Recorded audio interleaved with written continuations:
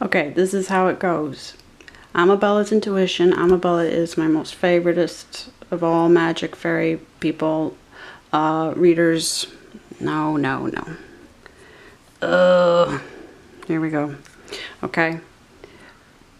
I'm just trying to get it to stay scrolled up on her. Okay. And I came across her last year. We totally clicked right away. She's got a video up on there that she made just for me last year, just over a year ago. It's the anniversary. And we were having such an awesome time. She does the best live readings. She's the only person I've had do a personal reading for me so far. And now what I love is that she's Jewish and a Freemason. So the problem is that when I wanted to help her do some paid promotion on her channel, and then I got smashed onto my knee because, of course, with all what I have to do against Freemasons, they don't want me helping. You know, Grand Architect does not want me helping her, and I haven't been able to say anything. I've been tracking how even her own readings have been warning me, without her knowing it, they've been warning me not to say anything to her. And I know from both sides not to say anything to her. But she did this video for Virgo, and I've got my Virgo North Node. And the thing is she used a New Order song. Where is it? Where's the description? Okay, I'll just get the visual for you. Bizarre Love Triangle. Okay, so this is so in keeping with the Gemini and the binary, the triple binary system, right? Okay, so this is just how these dots connect, right? So then I go look it up because I'm like, oh my god, that song's so perfect. I actually stopped the reading. Why am I even doing that? I'll put this down. I stopped the reading, her video, to type to her. Gotta make sure I don't actually click on the wrong thing here. God, sorry. And I left her this message because the song was just totally getting me in a zone that I need to get in. Readings were so negative for Scorpio yesterday, and necessarily they are, but they are from other readers. But I was like, I know I need somebody to get that I'm not on that negative vibe, and I need something. And there she was with the Virgo reading, and this awesome, one of the best songs ever made, and it's New Order, Bizarre Love Triangle. And so I just played it for the rest of the day, and I left her this message, and she showed up right away. Why do I do that?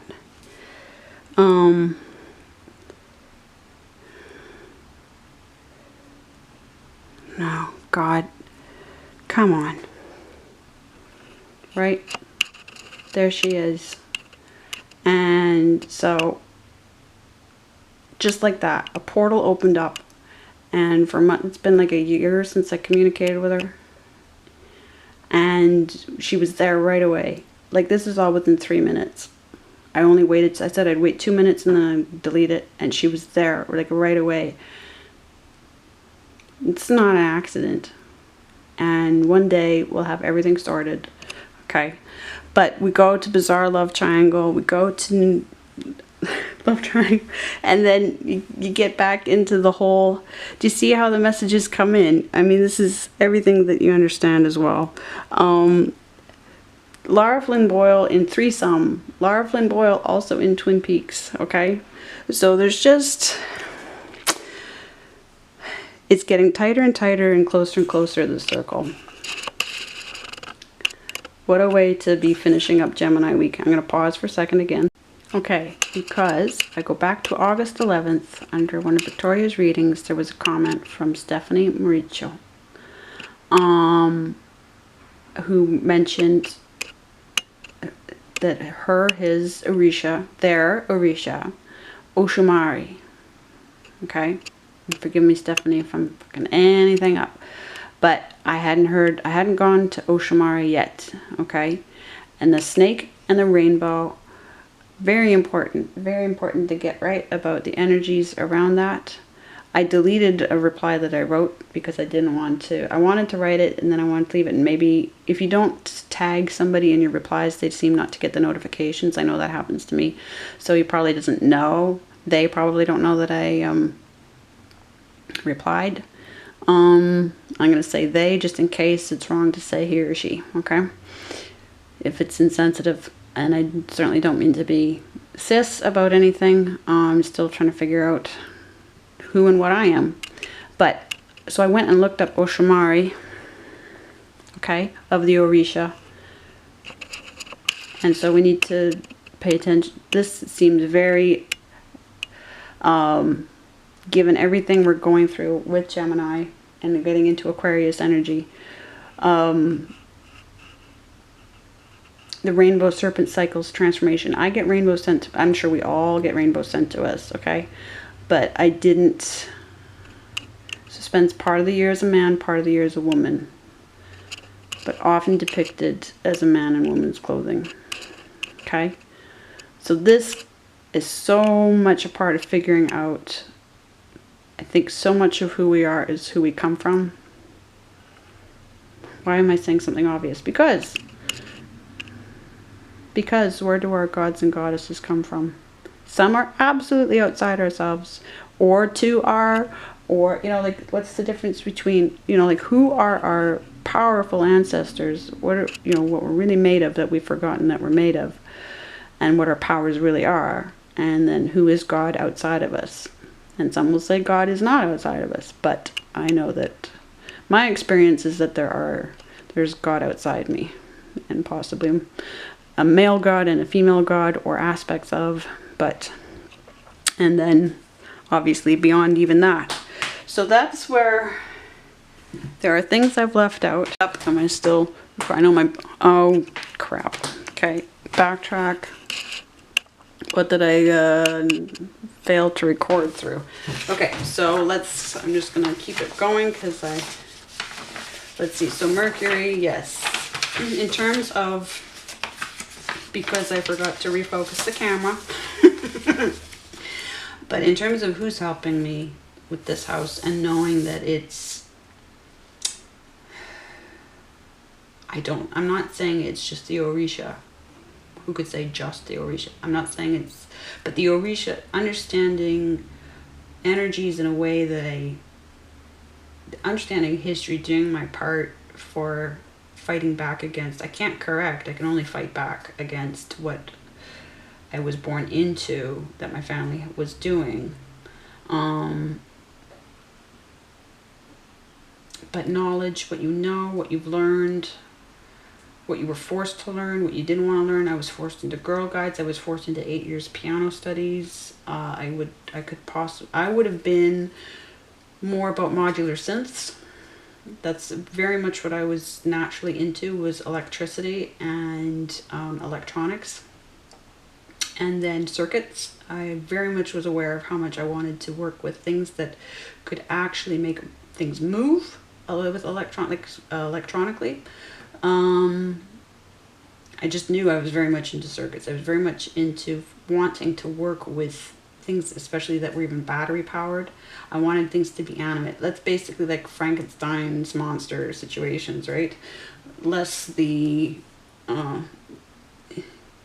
horrific inhumanitarian aspects of it, right? But not necessarily living things, but machinery. And instead, I had dolls, and not that I didn't like dolls, but no, it just wasn't. I had one doll in particular, which makes me think of the twins and their dolls. But no, but also, yeah, modular synths. One day, if I ever have time, then that would be my other life, would be modular synths. And combined, just like Hani Arani, when I discovered her a couple months ago, it was like, yep, that would be my other life. But it's her life. Not that I can't get to things, but there's so much that I need to do, that they've given me to do, that I need to stick with on my path that I'm on in this life. So, But no, school was horrific. 20 years were basically spent that I have to go back in and take out from them what I can. And I've done that with the beginning of drawing. Okay, then something that's really important, really important. I just had they gave me a major aha, and it's what it took me 10 years to fight my way through with why I didn't relaunch beginning of drawing sooner, was all about how our minds actually work and what blocks are, creative blocks. And it's too much to get into right now. I'll completely fry your brain, but in terms of it's actually the process, I figured out that it's actually the process. Blocks aren't blocks. They are the way that our minds work with concepts. Not images right off the bat or words. Writing is simplified drawing. It is just a means of being efficient with drawing. And that's written words, that's script language, I mean, and pictograms and all that stuff, right? Not spoken. Spoken is its own world, right? And we can hear more sounds than we can see things. And we have visual for means of survival, right? So we can see something moving and see whether it's a threat to our existence. That's why we have vision on a biological level, right? Not because God just made us survivors or whatever, right? But this is a survival game that we've been born into.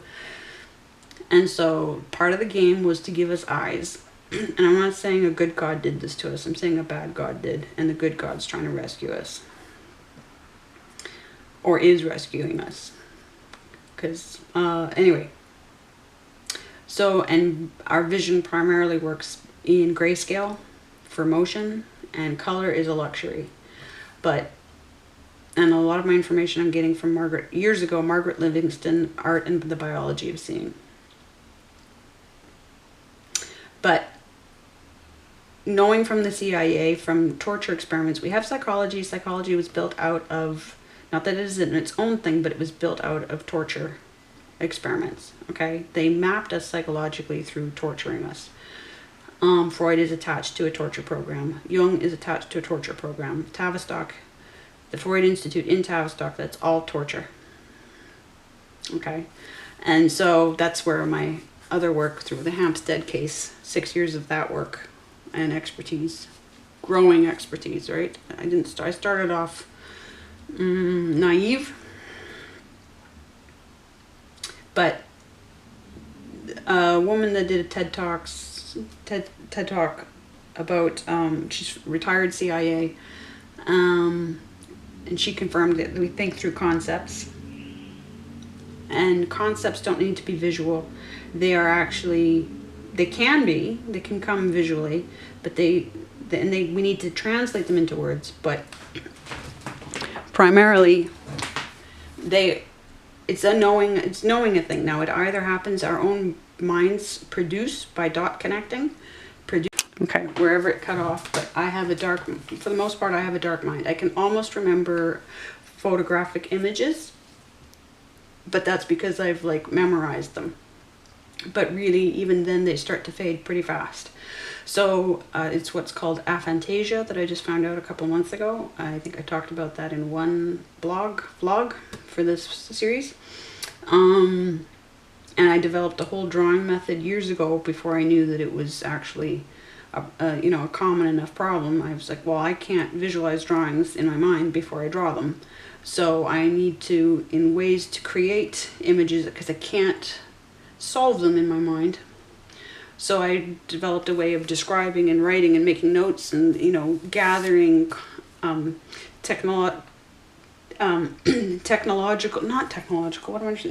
technical information first, and documenting it all, working it all out, and basically coming in at this process the visual process through an external visual means, right?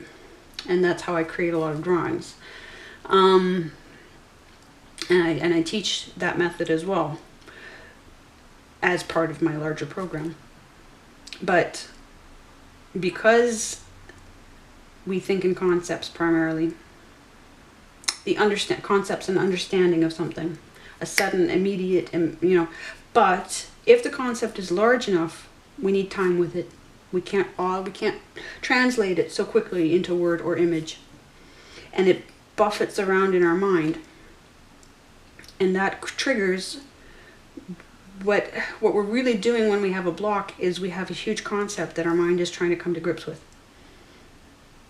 It's trying to put shape to it. It's trying to translate it. But it needs time, yes? And so there's this, I got this image of, not image, but idea of bumper cars, yes? That these blocks are actually the bumper cars, and what was a positive natural process in terms of how our mind helps beat this concept into comprehension, right? What is the shape of it? What is the, what does it resist and what does it fight back against? What is it, right? Like, let's push it around. So these bumper cars come and they bump it around, bump each other around even, right? And create, just like when you have a square in your chart and a planet squaring another planet, and they're creating that bumper car situation, they're creating that friction so that there's movement, there's progress, right? And you're developing, and it feels like a block. It feels like you can't get somewhere, but what you're actually doing is progressing in understanding that concept. And it feels rough, so it feels bad. But what they also did was they figured out that that's how we develop, that's how our mind, and that is the whole creative process. It's the problem-solving process. And I didn't get that until I was finishing up the book, one of the first workbook for that I'm going to launch, right? And boom, and I was like, I got through the rest of the workbook. It's one of the last pages to type, and there it was. And I just, holy shit, that's what I've been fighting for. And it feels like a negative. And then what the torturers did, is they recognized, because they like to bury information in people, in victims, through torture, and plant information in their minds in secret in locked locations in the mind, and then put keys to that only they have, right? The triggers. Now I need to thank Fiona Barnett, because it's Fiona Barnett that I learned this from. Hang on, my cat's driving me nuts. Yes, Emily. Fiona, tremendous victim. She doesn't like to be called a survivor, because she will always be suffering because of being a victim of trafficking and MK Ultra. But I'll link. I've got a copy of her book, and I haven't read it yet because I didn't want to get my head all in it while I was coming up with my final version of Beginning of Drawing. But I've known her on some personal level, indirectly, for the past 6 years. I've had some personal interactions with her, but she's also friends with David Schroeder that I have my whole past with. But she's like, no, when you get triggered, go into the trigger and you'll find tools inside of that trigger. Because that's what they do. That's what's in the trauma. When you get triggered and you're taken back into trauma, then you have a tool in there that you can find, or more than one, and that can be a weapon as well, right? More to the point. A good weapon against people that mean you harm, but a tool as well. And you're further ahead. And so they knew that, and so they took. Okay, let's see if I forgot to I went and charged the battery for a minute because I've been talking so much. But okay, so the triggers, the tools inside, they figured out.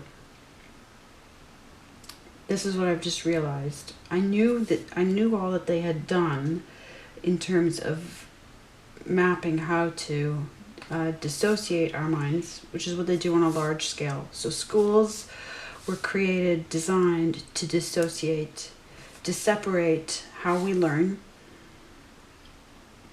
to compartmentalize, and also to dissociate our minds through trauma to varying degrees on varying levels, yes? Some very concentrated, like Fiona, so the MK Ultra direct victims and the children that are trafficked and tortured.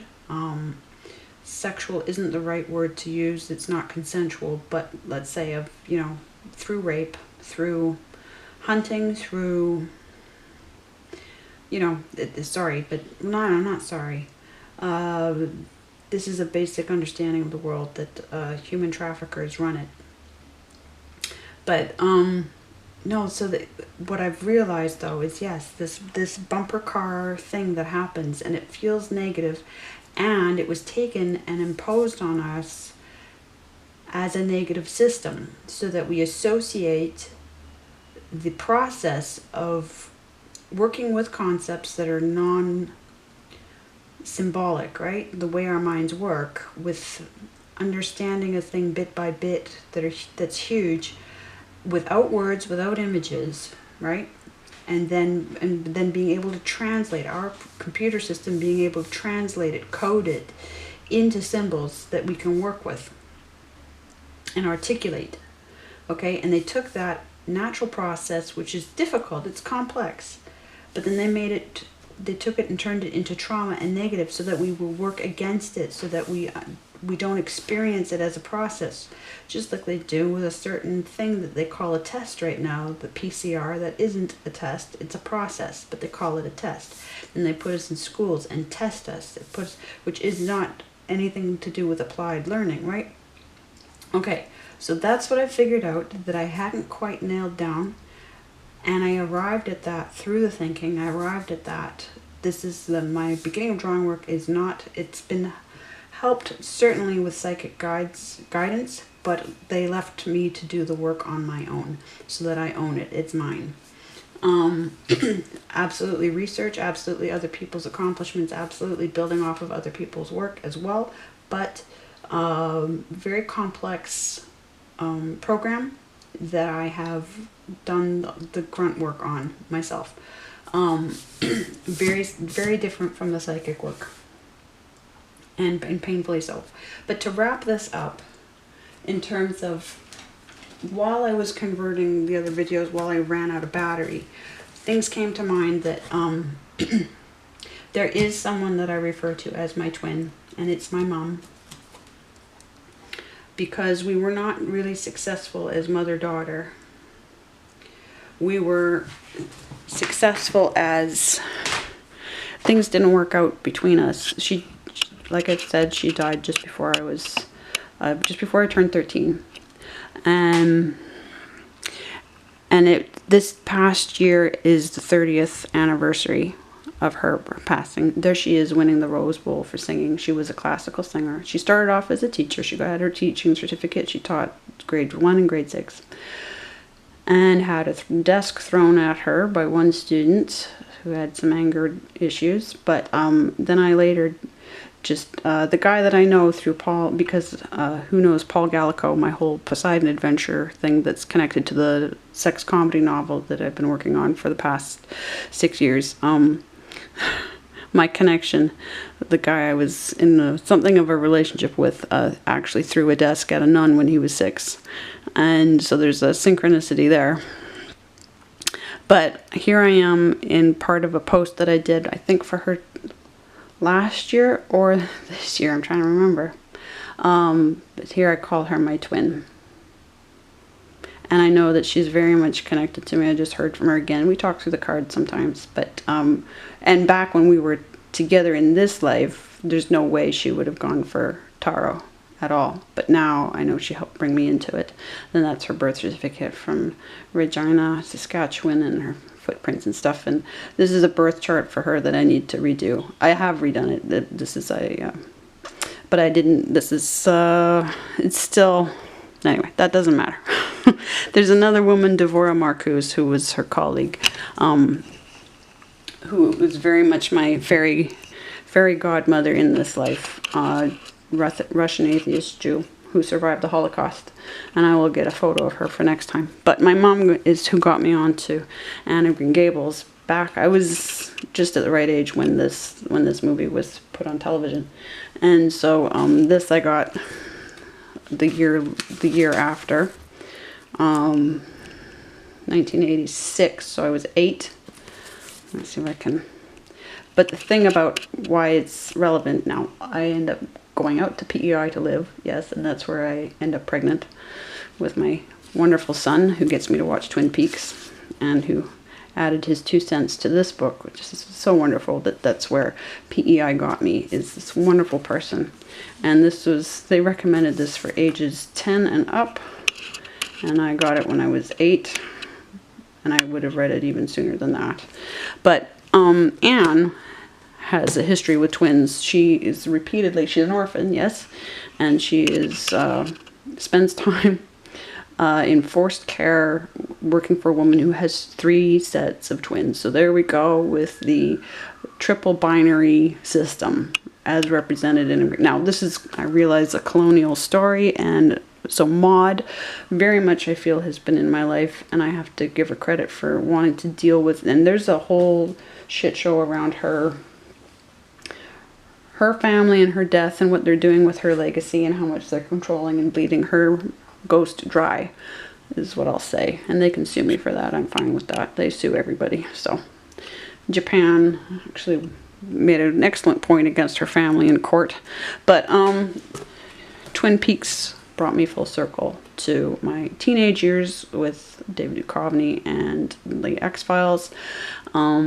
In a way that I totally short-circuited while watching the particular episode of Twin Peaks, and I had forgotten. I don't know how I forgot. They let me forget. They let me forget. I destroyed everything from when I was 29 and hit my Saturn cycle. I destroyed everything from my past, just about everything, and blocked out a lot of memories. And so I'm going to say that's why I forgot that I knew that David Duchovny started off, well, didn't start, but one of his main starts was on Twin Peaks, and I totally forgot that. And then Denise walked into the room, and there's something about my own psyche. Now, I have an alter ego. I have a male alter ego that I developed a couple of years ago in a relationship with a guy who I believe is closet gay. I won't say your name, don't worry.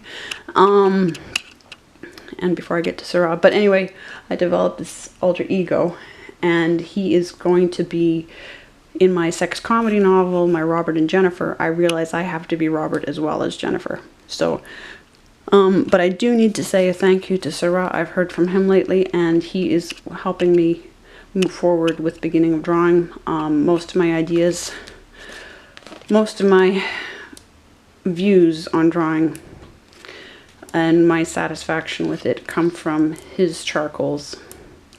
And he didn't get to live long, nor did his wife, nor did their baby girl. And so I have felt a strong connection to him for a long time. And him and his mentor, I think, was also a Freemason. But anyway, so ending on that note, how we know what we know. How we know what we know. And so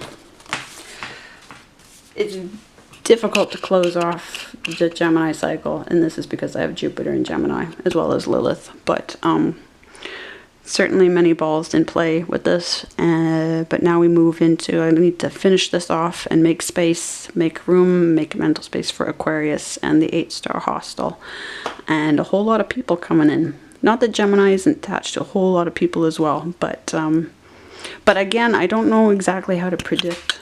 I don't know what to say about the Aquarius. I have an Aquarius moon, and so we'll see where we get with that. I've been doing watching a lot of readings for Aquarius lately, and so and through Vedic astrology again, they go through the moon cycles, not the sun cycles. So they would, I would chart myself according to my Aquarius moon with them more than my Scorpio rising or anything else. So. But there we go. That's week 23, the 5, as we finish up the 5th house in this process. So much love, and whatever I forgot to talk about today, I'll bring up again. I'll bring up next week. I'll make a note, and okay, I'm gonna shut up now. Bye. I'll be back soon with readings.